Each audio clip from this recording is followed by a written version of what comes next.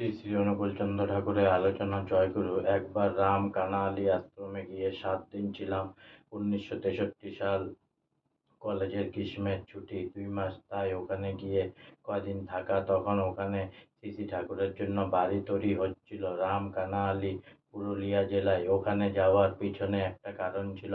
15-20 দিন আগে জামালপুর থেকে আমাদের এক পরিচিত লোক এলেন। তিনি বললেন তাদের বাড়িতে কাজের জন্য একজন মানুষ ছিলেন। তার বাড়ি রাম কানাআলির কাছাকাছি কোনো গ্রামে। তিনি কাজের অবশেষে বাড়ি গেছেন।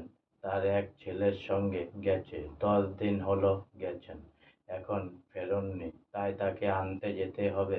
জামালপুরের ওই ভদ্রলোক আমাদের বাসরা কালিয়ারি কোয়ার্টারে এসেছেন। তাকে সঙ্গে নিয়ে ছেলের খোঁজ করতে যেতে হবে। তার আগে আমিও কোনো দিন রাম কানাআলি যাইনি। আজকে আমার শ্রী শ্রী অনুকূলচন্দ্র ঠাকুরের আলোচনা এখানেই সমাপ্ত হলো। তাই অনেক অনেক সাবস্ক্রাইব করুন, অনেক অনেক লাইক করুন, অনেক অনেক ভালো থাকুন, অনেক অনেক সুস্থ থাকুন, অনেক অনেক আনন্দে থাকুন, অনেক অনেক হেল্প করুন, আর সঙ্গে বলুন জয় গুরু।